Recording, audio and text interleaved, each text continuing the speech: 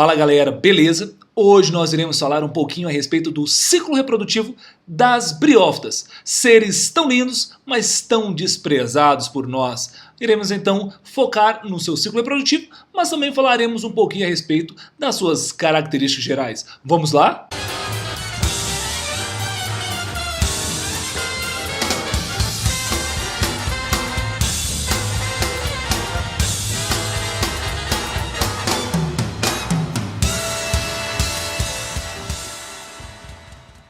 As briófitas, então, elas são divididas em três grupos: os antóceros, as hepáticas e os musgos, onde os musgos são os mais comuns porque eles são um pouquinho mais resistentes aí que os outros dois grupos, tá? Qualquer um desses grupos, eles têm um ancestral comum com as algas, e por isso eles herdaram tanto o ciclo haplodiplobiôntico, ou seja, eles possuem uma fase diploide e uma fase haploide, né? Ou seja, uma fase também assexuada, uma fase sexuada, como nós iremos ver um pouquinho mais para frente no ciclo reprodutivo, tá? E também outra coisa que eles herdaram foi a ausência de órgãos verdadeiros. Então, assim como as algas têm somente o talo como estrutura, as briófitas, elas não têm raiz, elas têm rizóide, elas não têm caule, elas têm cauloide, elas não têm folhas, elas têm filóide, né? Então vamos ver uma figurinha para entender um pouquinho melhor. Vamos lá.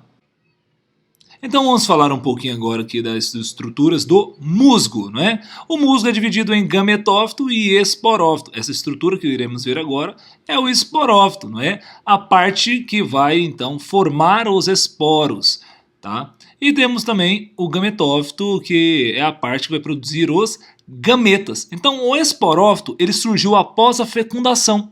Se ele surgiu após a fecundação, ele é diploide, ou seja, tem pares de cromossomos. Já o gametófito não, originou a partir da germinação do esporo. O esporo, ele era haploide, por isso que o gametófito ainda é haploide, ou seja, N. Ok, os esporófitos então a gente tem algumas estruturinhas básicas. Primeiro, que é a cápsula, né, que vai liberar aí os esporos. Temos a haste, ou também chamada de seta. Temos agora no gametófito, em vez de folha, a gente encontra os filóides.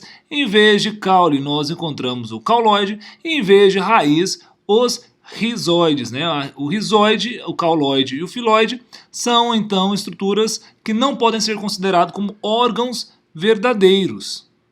As briófitas são encontradas geralmente em ambientes úmidos e escuros. Por quê? Úmido porque ela depende da água para sua reprodução. Nós iremos ver um pouquinho mais à frente que o flagelo do gameta masculino precisa bater na água, né, para que ele encontre o gameta feminino. E também é escuro porque a sua capacidade de evitar a perda de água é muito rudimentar, é muito fraquinha. Então por isso elas preferem esses ambientes escuros e úmidos. Apesar de que nós encontramos briófitas em ambientes desérticos e polares também, tá?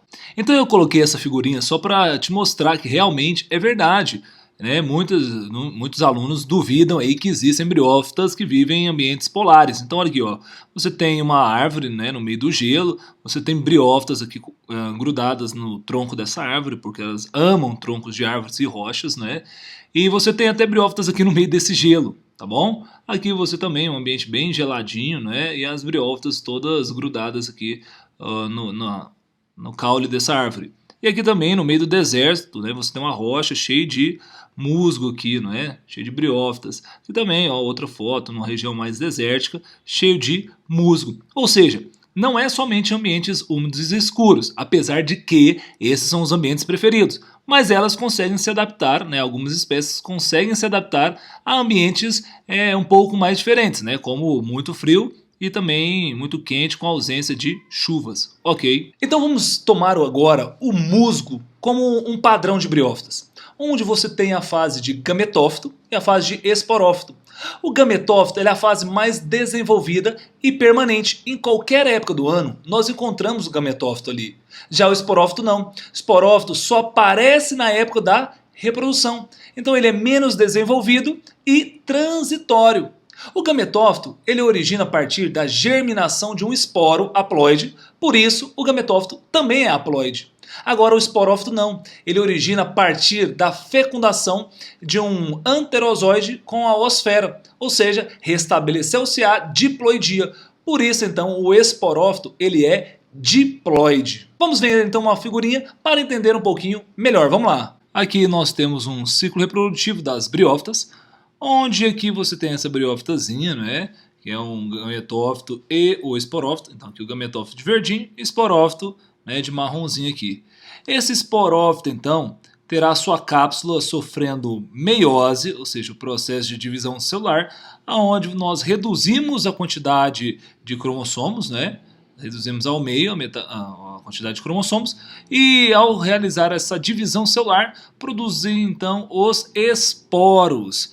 Esses esporos, por sua vez, então são células reprodutivas. E essas células reprodutivas agora com metade do número de cromossomos, ou seja, as células haploides. Então essas células vão cair no chão, vão cair aí numa rocha, vão cair aí na casca de uma árvore, porque elas amam, né, rochas e casca de árvores, e vão germinar. Vão germinar formando primeiramente essa estrutura pluricelular chamada de protonema, né, e vão crescer novos gametófitos. Então os gametófitos se originaram a partir da germinação de esporos. Ok, as briófitas elas são seres dioicos, ou seja, existe gametófito macho, gametófito fêmea, né? O gametófito macho e o gametófito fêmea, independente qual seja, eles também possuem aí metade do número de cromossomos em suas células, ou seja, são seres haploide, ou seja, seres N. Ok, quando então esses seres receberem a gota de uma água, então cai uma gota d'água, os anterozoides, que são os gametas masculinos, irão sair da sua estrutura reprodutiva chamada de anterídeo. Então os anterozoides são biflagelados, eles saem então nadando, não é, com a gotinha d'água e vão então entrar em contato com o arquegônio. Aqui mostrando o arquegônio das briófitas, dos gametófitos femininos. E esses anterozoides então, ao cair aqui, o anterozoide nada até encontrar aqui a oosfera. Tá? Ao fecundar a oosfera, vai então formar um zigoto. Ou seja, quando eu junto uma célula haploide com outra célula haploide que é a oosfera, eu formo uma célula diploide. Ou seja, o zigoto tem agora pares de cromossomos, né? Então esse zigoto começa a desenvolver, formando o embrião.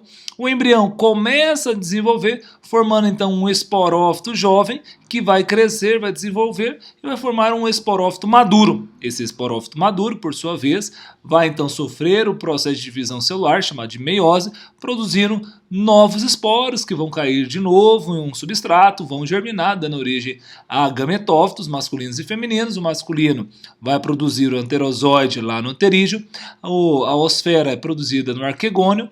Quando então se fecunda a oosfera com o anterozoide, forma um novo zigoto que vai desenvolver o embrião, que vai crescer o novo esporófito e assim por diante, ok? Então vale lembrar que tanto as briófitas quanto as pteridófitas, e as pteridófitas nós veremos somente numa próxima aula, mas as duas precisam da água para a reprodução. Por quê? Porque as duas utilizam os anterozoides, que são células flageladas, e elas precisam então da água para se locomover, para nadar e encontrar o gameta então feminino, né? Então as duas precisam da água para a reprodução, ok?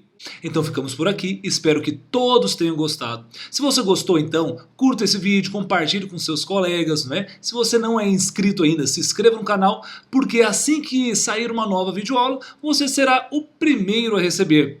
Grande abraço a todos, até mais, tchau, tchau. Então vamos aprender um pouquinho mais agora a respeito desse item tão importante. Então primeiramente, vamos pensar aqui no nitrogênio na sua forma